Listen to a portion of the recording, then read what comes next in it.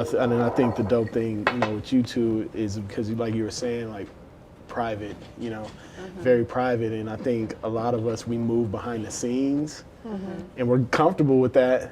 But I think nowadays people need to hear that there's other things. You could be successful and not have to be in the forefront. Right. You know what I mean? And these people have stories too, and and we want to reestablish that we're all, human, and we all go through the same things, and not always glamorizing the finish line, Right. All we see nowadays is all the polished stuff. Yeah. Whether it be on IG or and it hurts the kids. It hurts the kids. Yeah. Oh my God, it hurts them so much. Yeah. I just can't even imagine. Yeah. What goes through their heads. Yeah. Yeah.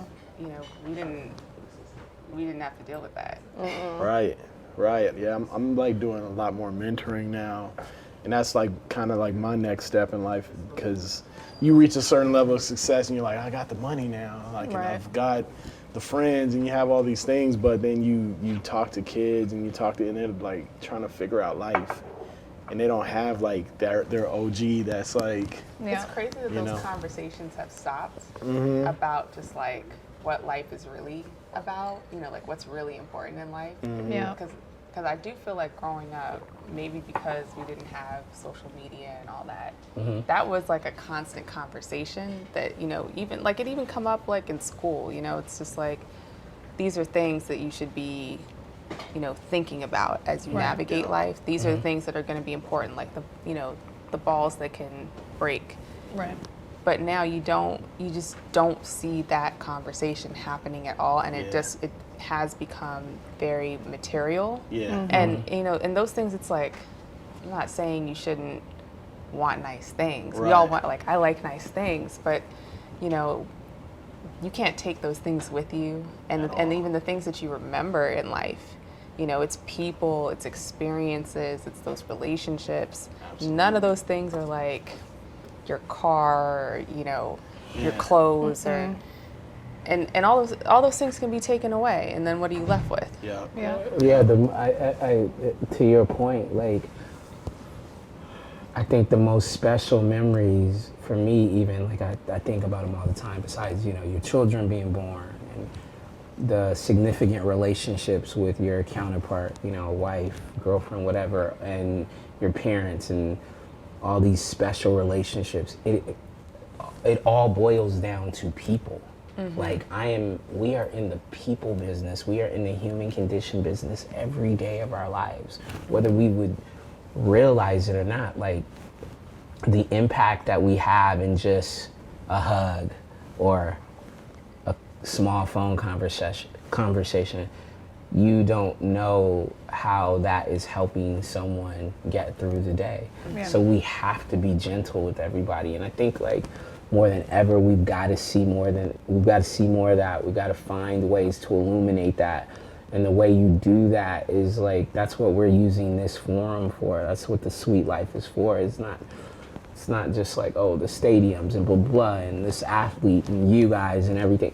The success is really about the freedom in identifying what makes you truly happy and makes you feel good in your own skin. Right. You know what I mean? Yeah. What's your journey in your own skin? And just, let's talk about your journey being from Virginia and now sitting where you're sitting. Like just talk to us. Yeah, so born in Virginia Beach, Virginia, born and raised, spent 18 years of my life there. All my family's still there.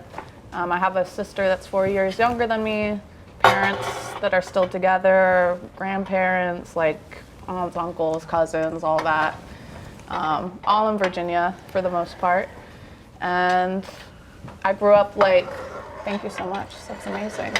Grew up like in the Virginia Beach culture of like Pharrell, Missy Elliott, Timbaland, NERD, Pusha T, like so much great music coming out of the area where I was born and raised. And I always like knew I wanted to work in music Initially, I thought I wanted to be a producer, like learn how to engineer and become a producer and take that route, just because there were so many great producers from the area. I knew that was like a career path, and I just thought that was going to be my path. So I moved out to LA when I was 18, like literally a few months after I graduated high school. I was like begging my parents, like, please just let me move to LA. Like, can we all move to California? Like when I was in high school, and they were like, no, fuck no. So yeah, a few months later, I moved to LA, and I was just like, shit, I have to figure out how, like, I know I'm in the right place now. I have to figure out how do I penetrate the music business and like make sure I'm in the right rooms and meeting the right people, and like, where do these people hang out? Where do they go at night? Like, who are they? So I really just like utilize social media like crazy. Really? Yeah, like I got all my first internships, my first paid job in music, like all off like Twitter and Facebook. Wow. Just like figuring Finesse. out, figuring out who's who, because you Yeah. can really see like, you know, I wanted to work at Cash Money so bad. Like Wayne was my favorite artist.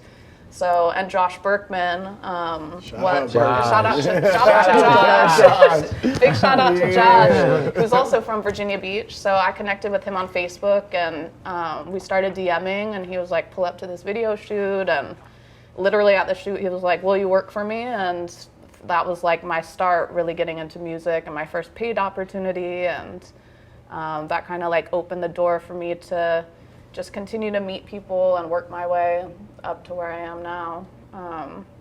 But yeah, from there I worked for Josh for a few years at Cash Money. I got my first actual A&R job. That was like assistant work. Got my first A&R job a few months later through my mentor, Zach Katz. Shout out to Zach Katz as well. My mentor, Zach Katz. Yes, shout out to Zach as well, who took me under his wing early, just because I was hustling. I was managing producers I went to audio engineering school with. I did like a quick 9-month stint doing audio engineering school. Yeah, I never knew that. That's dope. Yeah, LA recording school, just because I was like, I wanted to be a producer still. Okay. But then in school we had like a music business 1-month thing, and I was like, I think I want to do that. Okay. So I pivoted, and yeah, just was managing producers that were in my class and trying to figure out like, how do we just get these guys popping? So like started doing like production music and selling music to song libraries and like catalogs for sync for like $500 a pop. Okay. You know, so my guys could pay rent. I'd get like a little baby commission, like hardly making anything, but I'm like, So I'm a making little money baby doing this. commission. Like, Yeah. it's cool, like seeing my first actual music checks. And Zach became interested in one of the producers that I was working with and just took me under his wing and was just like, I want you to meet with me like every couple weeks. Just come meet with me, play me music, whatever you like just come in. And anything he was rocking with, like he'd take a meeting, I'd watch how he takes meetings. He kind of helped me like train my ear, and like I learned how to meet with creatives, how to talk to them, and just really how to run a meeting, which is really like a skill that you have to know. A huge skill set. And yeah, when I was at Cash Money, Zach called me and was like, I have an opportunity. I think it's great for you on the publishing side. And as a producer manager, I always wanted to just learn publishing. Like my goal was like, I'm gonna get in and do a few years, just really understand it, because when you're managing producers, that's how you make your money. Yeah. Like you have to really know what publishing is, how to move through a deal, you know, types of deals and all that. So yeah, Zach hit me with the opportunity. I did 4 interviews, got the job at Rondor Publishing. Shout out to Rondor. Shout out to Rondor. Did that for 4 years and then made the switch to Pulse. And yeah, I've been doing my thing at Pulse now for almost 7 years. You put in the work, Yeah. like work. And I think Yeah. that's, you know, what we love to highlight and show, because, you know, I just catch the things you say. You've had these mentors and these people that took you under your wing, and with the work you put in now, you have the opportunity to do that as well. And you know, like at any point in that journey when you're coming to LA and you're trying to figure it out, where you like, it sounds like you always knew you were destined to be in music, but were there moments where you're like, damn, this is like, maybe I didn't pick the right career path, maybe I, you know, Do you think about other things besides music? Man, honestly, never. Like, I always knew I never had a backup plan. I never have a plan B. Yes, there are moments, and still moments today, like, you know how, you guys know how it is. Yeah. Like, it fluctuates. Some days you wake up feeling on top of the world, you know, you get some good news, the charts look good, your clients are happy, everything's great, and then the next day it's like, damn, do I suck at this? Like, it's like such a roller coaster, like the same way it is for creatives. I feel like it's like that for us on the business side and the executive side too. Yeah. But we still have to just like go hard for them. You know, I still have to put my armor on every day and like fight for my clients and just kind of deal with it and hope that the next day is better or something turns my day around. And now I'm trying to be more conscious about when that happens, like what can I do, what makes me happy, how can I flip this around, you know, and get out of this place Early, you know, and not let it like affect the whole day or affect the work I'm doing or affect, you know, just whatever, my relationship, you know, all that type of stuff. But there's always up and down. Even now, like the point where I'm at, which I'm happy with, it's great, you know, but every day is different. You know, there's always going to be a struggle. Yes. There's always going to be moments where I'm like, damn, am I not doing enough? Like, you know, and the next day it might be like amazing. It's just this crazy roller coaster of working in music and probably just working in general in any field. Yeah. Nicole, I'm sure some of Ashley's experiences mirror your own. My God. So like, talk to Yes. us about your journey and just where you're sitting right now. So my journey was a little bit different. Yeah. My experiences, like, my God, like I felt like you were pulling out of my head. Currently. Yeah, currently. But you know how I started. I didn't know you could work in music. You know, like I didn't, like I felt like I came up from an era, and also just like with my family. So going back, like you were talking about being, you know, growing up in Virginia. I was born in LA. Okay. Like actually in LA. And then over time my family kept moving more into the Inland Empire, you know, the IE. That's interesting. So, you know, I ended up going to undergrad at USC. So, you know, I was like a real Southern California girl. And at the time, like my father's a physician. My mom's an immigrant, you know, first generation. She was a nurse when she came to this country. Where's she from? She's from Cuba. Okay. Wow. Yeah, she came in 1969, came to LA because that's where she had family. Okay. You know, and struggled, you know, like had her moments like working in the sweatshop out here, you know, like really like put that work and struggle and left a communist country. So, you know, like what I was raised around was just like work, hard work, education, you know, here's a path that's set for you here in this country to follow. So I had no clue that you could work in music. I just was a music fan. Yeah. And, you know, I didn't make the connection as a kid either, but like I played multiple instruments at the time. You know, What do you play? like Yeah, which What do you ones? play? not, you know, not currently, but I started off with the violin, Okay. So which I loved as a kid. Then I added in piano, which is just kind of like, I think like a central core, you know, Yeah. when you're playing instruments. And then I like dabbled in the flute. I did that like in the school band for a couple years. So, but still like never connected that had anything to do with like a passion for music or that you could work on the business side. Okay. So it wasn't until I was in college and I started meeting people that were, you know, interning, like, you know, we're in LA, people are interning all over in entertainment. yeah. So, you know, now it's like I have a friend that has an internship in, you know, marketing at Def Jam, and it's like, oh, you know, okay, I didn't know that was an option. And then you're moving around young, going out, and like, so that friend that interned at Def Jam, her boss was a guy named John Stockton. So, you know, I'll say, shout out to John Stockton. He ran marketing at Def Jam at the time, and he was the guy throwing all the parties in LA then.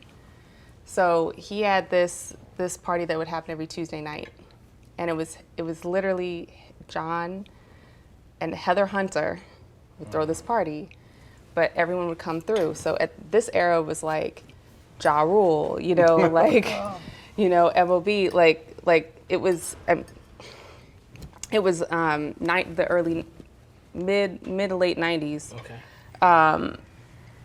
So I'm just like wide-eyed and like, what is happening? Like, what's going on? Watching all of this. We're underage. We're not old enough to be in the club. You know, so I'm just like, this is the coolest thing ever. But I still didn't understand what people did. Okay. Like, I didn't understand what their jobs were. Right. Okay. So I ended up getting an internship in publicity, working in film and TV at a firm that represented child actors. Okay. And I was great at it. And it was fun. And, you know, we had great clients. Like, I mean, I was working with Mila Kunis at the time. But we started off our days reading trade magazines in film and TV. And that, like, all these pieces were starting to click, you know, as far as like what you can do with your life. And I realized, I'm like, so I'm reading Variety, it's cool. But what I do in my spare time is I'm reading Vibe, I'm reading, you know, XXL. Yeah. So you're telling me there are jobs out there where you're gonna pay me to do what I already do? Yeah. Right. Yeah. Like, okay, you know, like the light bulb clicks. Yeah. Then I find out that there's a music industry major at my school. Wow. I meet someone that's taking it and they're telling me about this class. They took a music business and law class, and it was taught by Don Passman. Yep. So I'm like, tell me more. This sounds interesting. Oh, he wrote a book. I get the book. Again, my head explodes. I was like, wait a minute. They're all like, these are like jobs. Like, I can do this. Like, real, for real. So I tell my parents, I figured it out. You know, this is what I want to do. This is what I want to major in. I looked up all the requirements. They had an engineering class, which it's like, that just sounds really cool. It never occurred to me to learn engineering or production, but I was like, this just sounds amazing. That balanced with, you know, music lawyers, like, this is the coolest thing ever. And my parents completely like, you know, Like, you bugging. you're bugging. Like, what are you talking about? How are you going to get a job? How you know? You were talking about being a lawyer. Like, how are you going to get? What is this? We're like, we do not support this whatsoever. And I was just a very obedient kid when it came to that. And you know, I told you about my upbringing, so it was just like, okay, I guess that's not an option. But what I'm gonna do is, since they understand this law path, I'm gonna go to law school, and you know, I'm gonna find a way to get into music that way. Like, this is gonna be my pathway. This is the compromise. This is how I keep their support, and I like continue on this path. And maybe it'll add something too, as far as like, you know, how I understand the business from that perspective. So this is what I'm doing.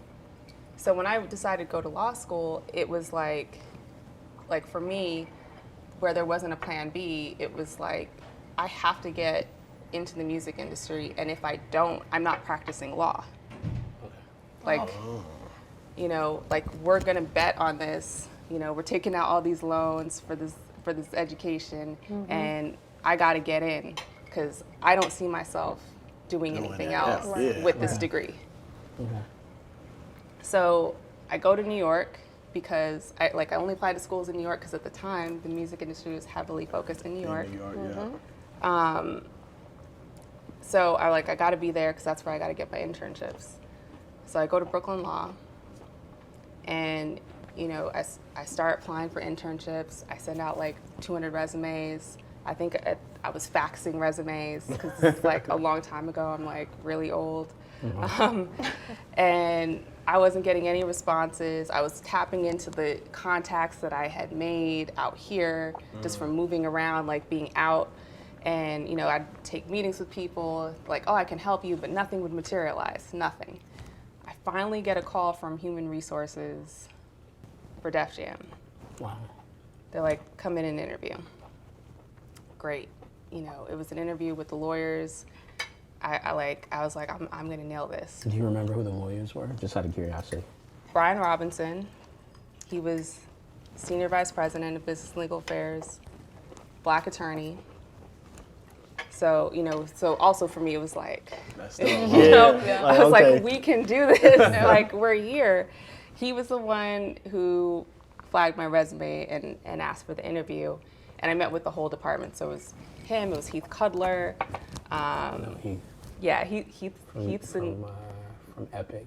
Yes. He's at Epic. Yeah. With Marissa. Yes, with Marissa, who I went to law school with. Okay. Wow. Shout out Yeah, Marissa. shout out to Marissa.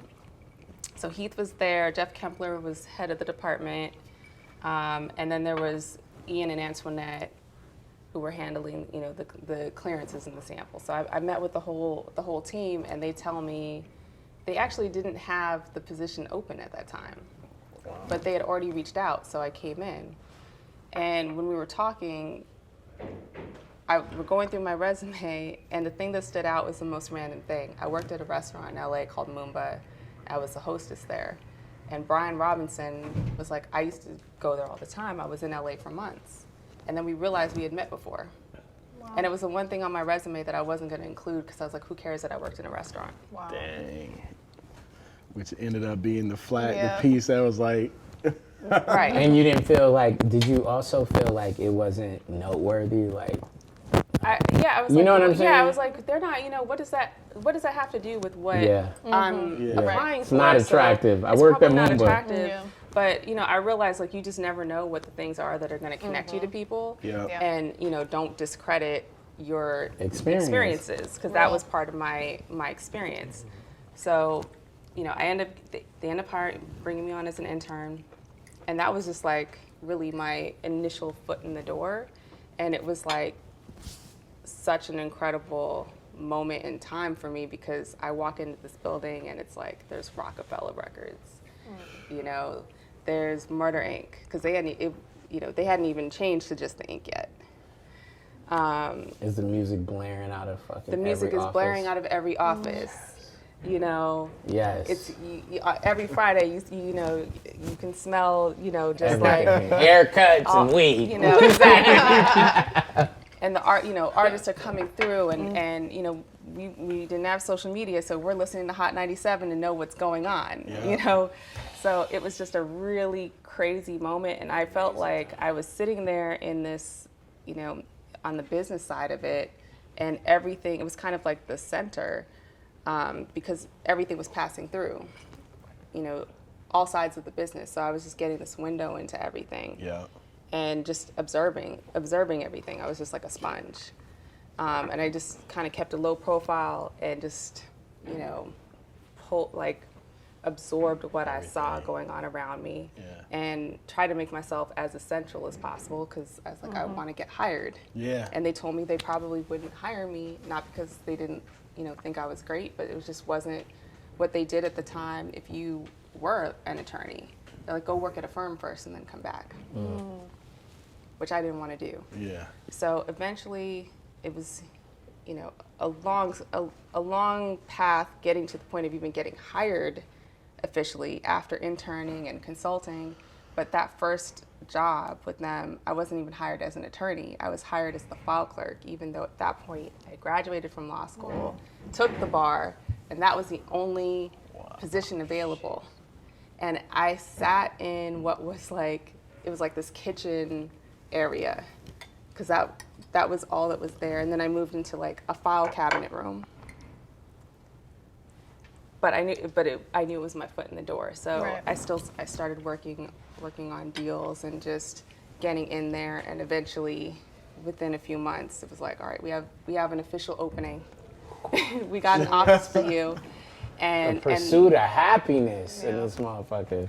And at that point, the first project they gave me as an official attorney for the label, it was DTP and Ludacris. Wow. So, I'm so grateful that, I got to work with them and Jeff Dixon and Shaka because they were so kind and supportive. Dope.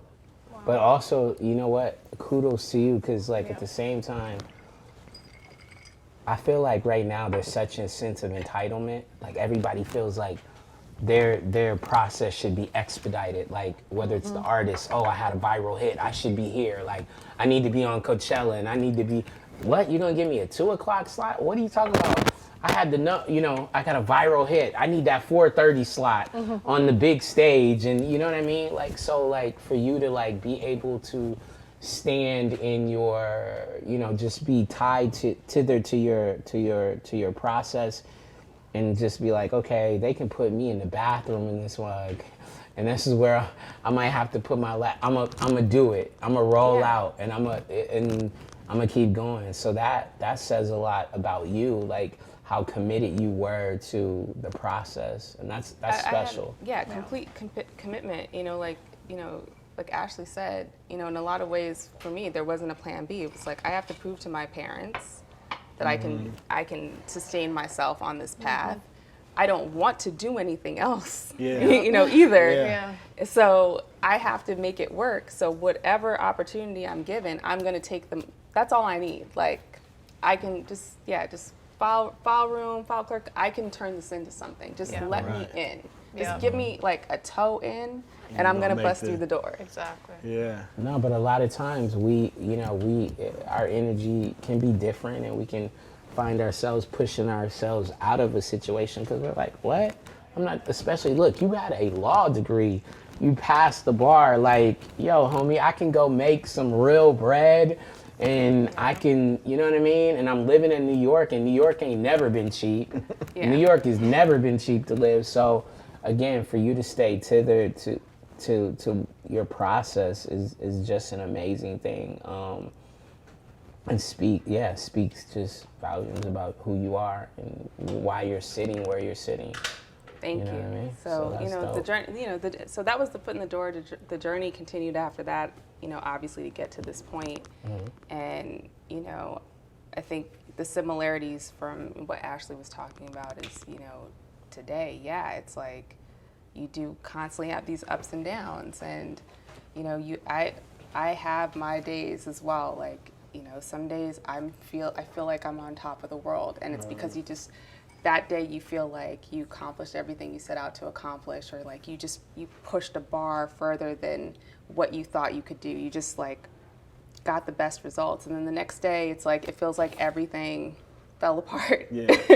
And you're like, oh my God, and everybody's unhappy, and you're just like, how do I get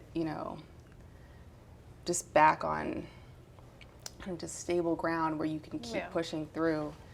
So it's definitely a challenge, but I think because we, at the end of the day, we love what we do at the core. You're able to work through the ups and downs. And that's what I always tell people when they're trying to figure out what they want to do, if they want to get into this business. At the heart of it, I'm a big believer in being passionate about what you're doing, because no matter what you do, there's going to be ups and downs. So what are the things that you guys do to get yourself kind of realigned and refocused when you have those moments or you're going through those situations? Like, how do you process these things and then get yourself back in a position where you can forge ahead? Is it whether it's meditating or it's prayer or it's like hikes, like what is your relationship? Like what is it? For me, it's a combo of like prayer. Prayer always helps me for sure through any situation. I try to pray on the good days, on the bad days, just all the way around. Definitely exercise too, just something where I can kind of disconnect for a quick second, even if it's like 20 minutes on the treadmill, and just kind of. You got a treadmill at the house? In my building. Okay, I was about to say. I have no excuse not to use that as an option. And then relationship, friends, what have you, like just a quick conversation can sometimes turn things around.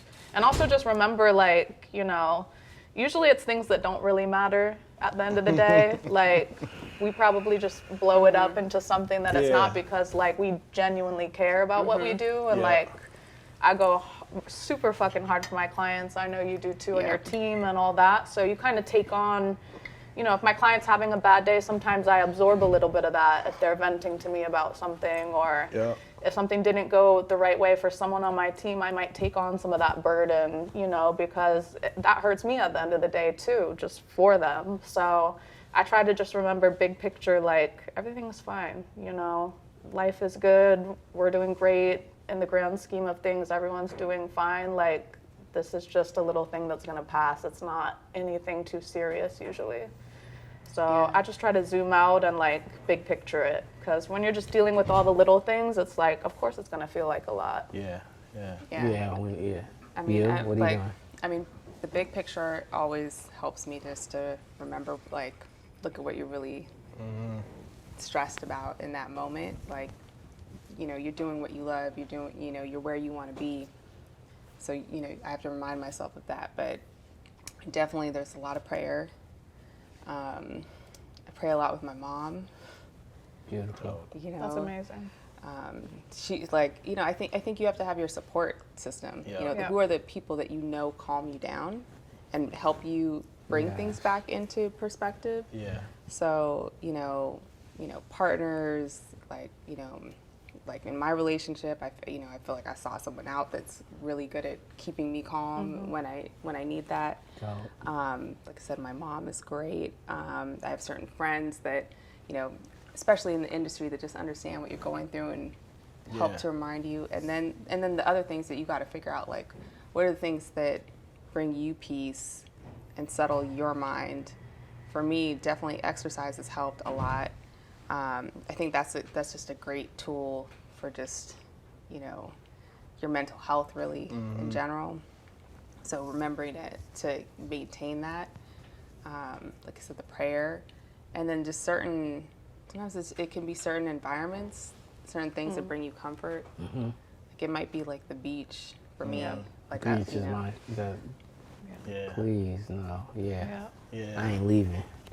Yeah, because I think in the industry, like, not only are you, you know, handling business and all those things, but you're also a therapist, right? Because you're dealing with your clients and their managers, and, you know, you're taking on a lot, because it does, you know, when you feel so deeply and you have clients that you take on all that energy, you know. So I think, like, always trying to find like that balance is so important, because and I think a lot of people think when you're in the industry, again, they see the shiny glitz, but behind closed doors, it's like, yo, I'm a human too, you know what I mean? And also too, you have to figure out like how to not take all that home with you, you know, and project it onto, you know, the people around. I think that was something for me that was really hard, is because just being so loyal to any company I was at, or the people, like, you take that energy, you know what I mean? And I think this is kind of like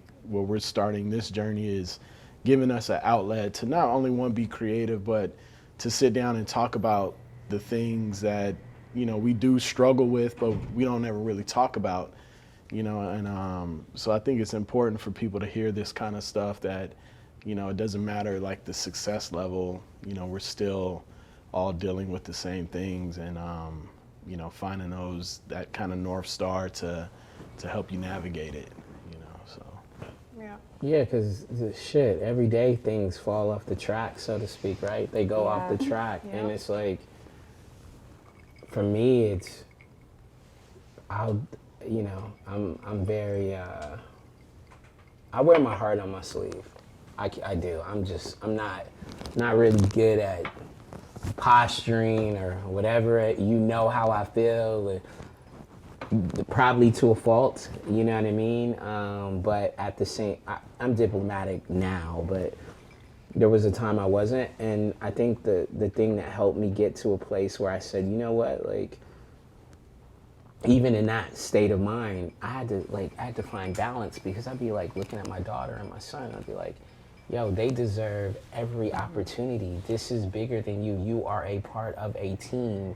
This is a team, and they're an extension of the team. And right now, you're the best player on the team, not because they're not going to be brilliant and smart and do probably go a lot further than you went, but because just by default, you're the older. You know. Right. So while you're leading the team, like, make sure that you're doing things, using a sports analogy, that like lead to there being great morale in the locker room. Oh yeah. You know what I'm saying? sure. And teach like how to be a professional, and teach how to like, hey, listen, this is how we do these things. Let's have great work ethic. Let's make sure you're getting your shots up and you're getting your sleep and blah, blah, blah. And I think that that's what we, you know, that's the price of admission to all of this Yeah. is to, again, service people. And that's what, you know, we were sitting with friends the other day on another, you know, episode, and I think he said, AJ said, what did he say? Like, giving has given me everything that I've gotten. Wow. Real. Yeah. Real. Yeah. It's interesting when you say service, because that's something that, you know, my father would always kind of preach to me in his advice and like how to find happiness in life. And he said for him, with his career, it was always about service to people.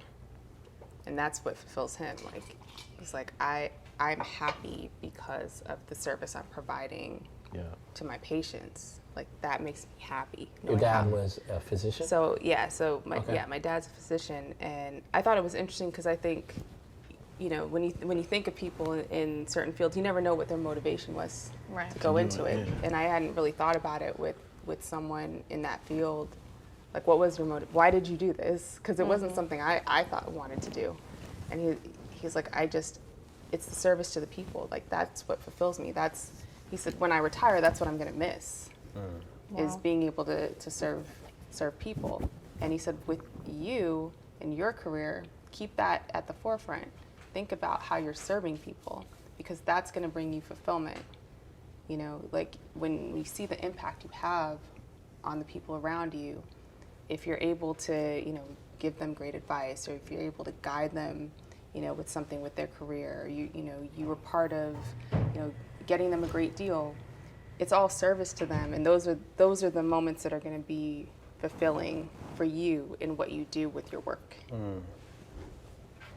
I wanted you guys to dive in a little bit more, since, you know, you've been in the industry for, you know, a while, and you've had your level of success. What are the things that still make you like excited and get you, you know, get you doing this still day to day and ready to take it to the next level? So for me, it's always going to be the new creatives. You know, when they're coming in, and, you know, you don't know what it's going to be yet, but you hear creative vision, and you hear, like, you know, their dream, like, this is where I see things. This is where I see things in 5 years, 10 years. And you hear what, you know, either it's, you know, if it's an artist, a producer, a writer, but you hear what they're doing, and you're like, I see it too, you know?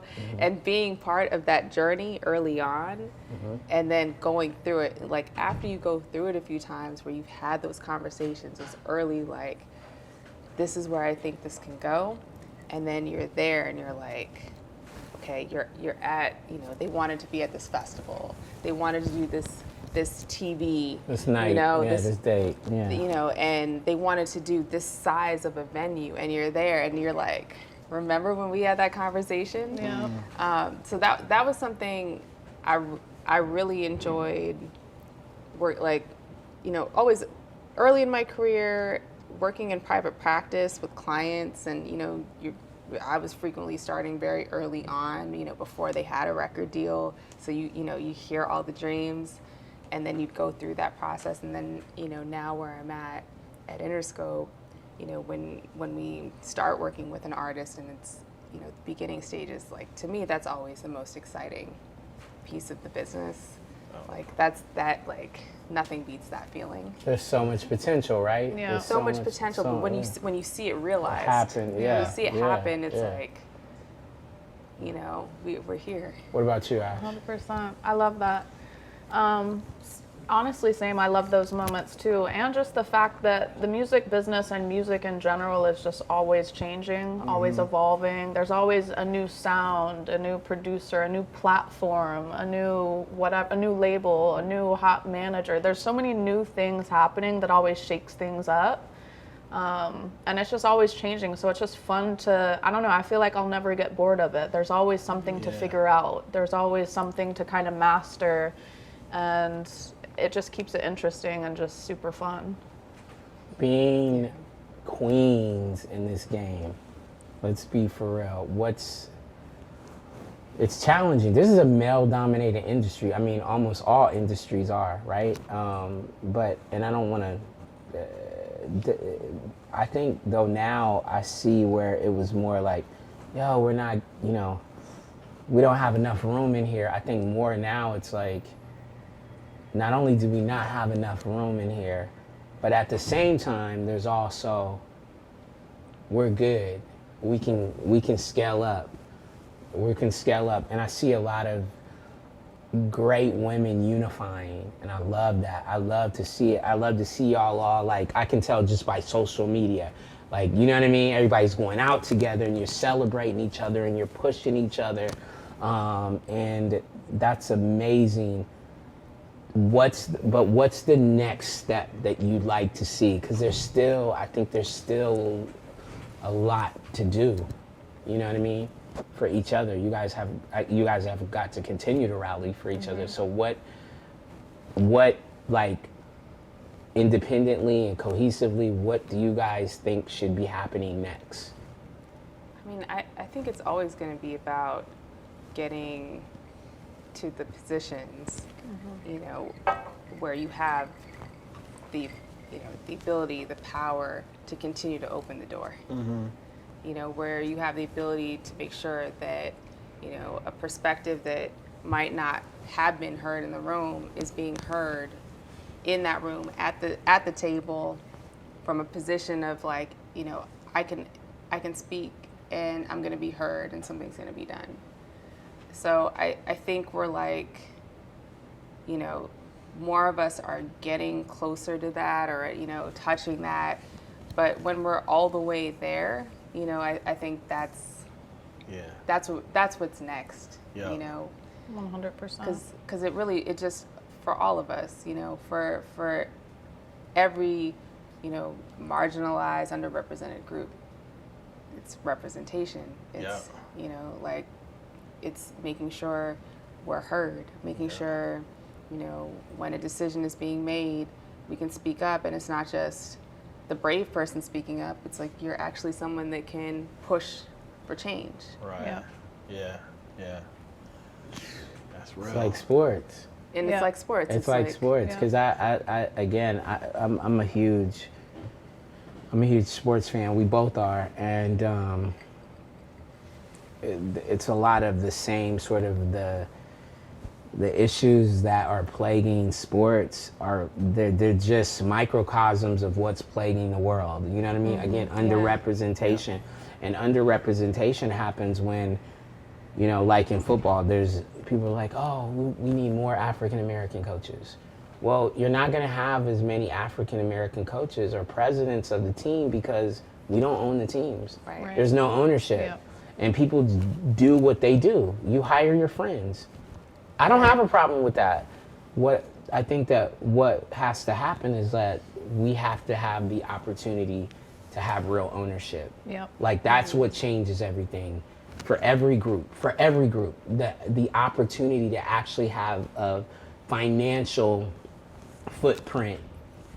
That's it. Otherwise, we're going to be having these conversations when you have children, my children are older, we're going to be running until that changes.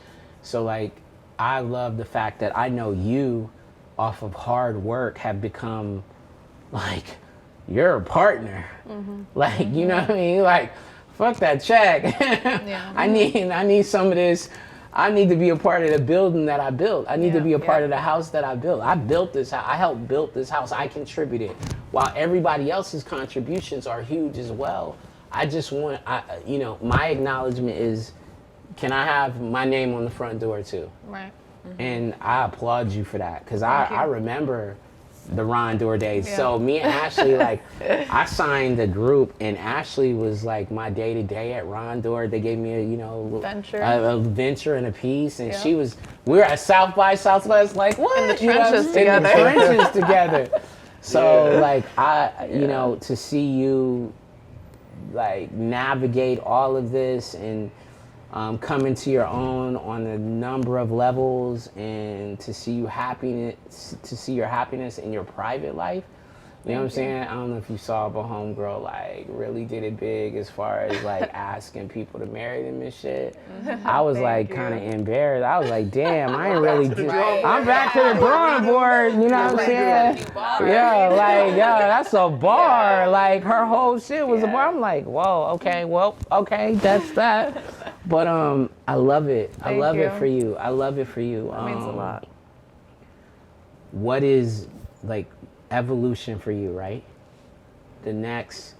What's the next space? Like you've got equity, you've got blah blah blah, but like I know there's more. I know there's always more. There's always more. There's always more. I'm nowhere close to where I want to be. Like especially with all these, with all these achievements, it's great. I'm happy. Like I said, I'm super happy, but it's not the end all be all for sure. So. I want to have my own publishing company one day that's like truly mine, and I want to run one of the majors one day. I want to do both of those things. I don't know which order I want to do them in, but It's coming. It's definitely coming, and that's the plan as far as professional side of my life goes. And then personal life, want to get married, start a family, and do both, because you can do both as a woman, and we all need to learn balance. exactly. Yes. Because I think that's one thing that's also like killing us, right? Is like the lack of balance. Yeah. Because we're also driven like, what's next? What's next? Like I got hit by this magazine that ran a piece on me like in 2000 whatever, and they were like, hey, we just want to come back around, and what are you doing now? And you're like wanting to rattle all these things off, and you're like, okay. She was like, you can only give me like 3 things. And I'm like, what's the most important shit though? I'm Kylie's father. I know that don't whatever to this, or I'm Tyus's father, or I'm helping the neighborhood and the things that I'm doing, that you helped me with. Yep. Like we raised a bunch of money for a couple of schools and everything like that. Yep. But I know for me personally, I gotta achieve balance. I gotta achieve a better sense of balance. While that doesn't mean that I'm any less hungry than anybody, because I'm fucking hungry. Like I'm trying to like get it all the time. Like I'm so competitive. Like I'm extremely competitive. I don't know what it is to like settle in any way. I'm not having it. But I also know that I need balance. And how do you guys achieve balance? I think it's an everyday struggle. Like I think you're constantly rebalancing every single day. You have to every day wake up and with the intention of how am I going to find some balance, and sometimes you don't. And you also have to like be forgiving. Like I've learned that I have to forgive myself on the days where I feel like, okay, that was not a balanced day, but I'm gonna make tomorrow balanced. According to grace. Like we can still I can still get back in there. It's not a lost cause, It's like we got a new day. Okay. But I think it's a constant battle. It's a constant struggle. Yeah. But like Ashley, I do feel like I want it all. What's all look like? Don't be in here being what's all look like. I mean, like, look, I want my family. Like I want a family. Okay. Because I want that legacy. Yeah. I do like I would love to run a label one day. Like thinking about the career side of things. I want it at the right time though too. Yeah. Okay. I think things come at the right time, and it's like everything is a building block so that when it's there, you're gonna approach it with all those tools so that you can kill it. Yeah, you're prepared. So that's kind of lightweight. Our discussion at the Marquee, like when I was talking to you, I was like, dang, I have some things in the toolbox. I'm ready. You know what I mean? That's all of us, like making sure that the alignment is really there. Yeah. Right? Yeah. Not only just the resources, like, because we all have the ability to go out and do whatever you want. Right. But it's like, are you in the right space for it to just Yeah. To flourish. thrive, Yeah. to thrive. Because Exactly. if not, then it's like, yo, man, it's wasted motion. You know what I Exactly, mean? 100%. And that's more debilitating than anything, whether you know it or not. Just, you know what I mean? So it's just like the alignment of everything. And Who are you looking forward to now that the world's starting to open up, like tour-wise, like performance-wise? Like, who are you looking forward to seeing live, and you know, some artists God. that you're excited about? I know, are you going to Coachella? I'm not planning on it, You, sadly. I'm planning on being at Coachella. I feel like it's been what, almost 3 years. Like I gotta go. I want to Yeah. see everybody. Yeah. I want to see everybody. I used to, you know, we all used to be like, fuck, I hate this shit. I want to go. I might go dive on the grass. I just, Yeah. you know what I'm saying? Take my Yeah. shirt off and just dive like a soccer player. But who are you excited to see? What are you excited about right now? Like there's so personally, many. you, new beats, who producers, artists. What are we excited about? I'm excited about Stara, everything she's writing and working on. We just launched a new joint venture with her, and I'm helping her, and Pulse is helping her build out her own publishing company in partnership with Pulse. So That's beautiful. I'm super excited. That's beautiful. You know, we just want to empower her. We're bringing her clients, signing whatever she wants to sign, and just building it out. Gave her a studio space in Burbank, 3 rooms. She's renovating the whole thing. It's like really, really sick and just super rewarding. That's And goes back to like that excitement when you start with someone and you hear something that's like so different and inspiring. So it's cool to look back to like where we were 6.5 years ago to like now, like the phase 2 of what this is gonna look like for her and her career. So I'm super excited about that. Super excited about everything Kaylani has been working on. She's always been a favorite of mine. I'm blessed to be able to work with her. And Kaylani, we need you on the show. We need yeah, she's been doing some incredible stuff. Has some great performances lined up and some music coming. So excited about that. My guy OG Parker has a big single dropping tonight with Meg Thee Stallion and Dua. Hard. Big like life changer record for you. real. Good life So, changer record. yeah, it's one of those. So One of them Crazy in Loves or something? it's a big one, like Okay, a real big one. okay. So yeah, just excited for like this phase 2. Brent Fayez, of course. Yeah. You know, Oh. continuing with him. We've been working together for like 5.5 years. Worldwide or Ty, something what now. up, baby? Ty, my guy. Ty, what up, baby? So yeah, everything he's working on, and just like, you know, everything in general. But like, I'm blessed to work with my favorite artists and writers and producers. Like genuinely, Yeah. I really work with people that I'm just a huge fan of. Yeah. So I'm excited about everything I'm working on. Nicole, talk to us. Come on, y'all got a lot over in that Yeah. building. I know, and I'm excited about a lot. Like I feel like I could go on Yeah. forever about But everything let's that go. we're excited let's, about. Let's But get a little bit. you know, I mean, we have Shinzi's album dropping. I'm incredibly excited about her. Like it's, you know, we've been working with her for a few years, and you know, just with everything she did in Jamaica and then bringing it over here, like, you know, I'm just like her as a woman, her as a mother, and just how hardworking she is. I'm just, you know, I'm so excited to see where this goes. And I mean, she's just gonna keep killing it. But you know, we have like, I'm excited for Ari Lennox. I'm excited, you know, always excited for Summer Walker. You know, I'm excited like for all our CMG artists, our Dreamville artists, our LVRN artists. Shout out them. They You just know. bought that compound, right? Yeah. In Atlanta. Yes, See, yeah. those shout are the out to things them. that Yeah. you know have to be celebrated. Like Yeah. you talk about wealth and Real being well. able to have that freedom and setting your own table.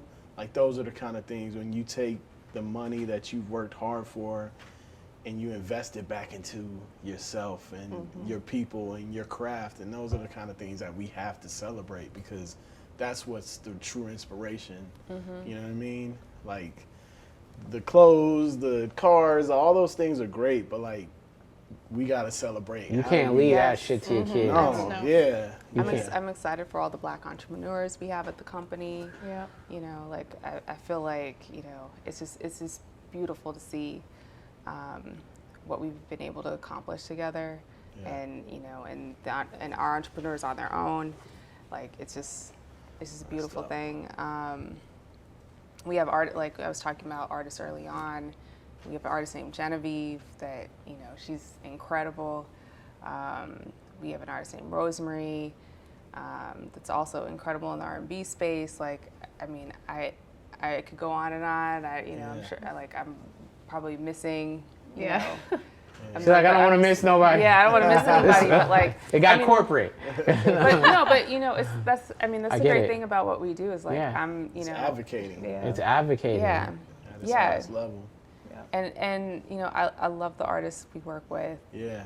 And you know, there's something new to be excited about every day. Yeah. You know, I never feel like, man, what's going on? You know, there's just, whether it's our artists, our partners, new ventures, you know, like new deals, new tech, like new thing, like you know, you were saying before, we're blessed that our business is constantly changing and you know, evolving and you know, breaking down new barriers, and we get to be a part of that. So you know, you're always excited. Yeah. Now, I can tell you guys are passionate about it, and you pour so much into the people around you, and I just pray that people are pouring back into you guys. And you know, we appreciate you guys immensely for sitting down with us, and because you didn't have to. You know, we should do this again. And I also, you know, hope that this makes you look at it like maybe I should start doing more of this, because I think you guys both have special personalities, and you're superheroes in your space, and you know, you can change lives, and just keep killing it. And I can't wait to look back on this a year from now, and we sitting down somewhere else and talking again, and you guys are both in a different situation, and we having another conversation. But we appreciate you guys. Oh, thank you guys so much. Thank you.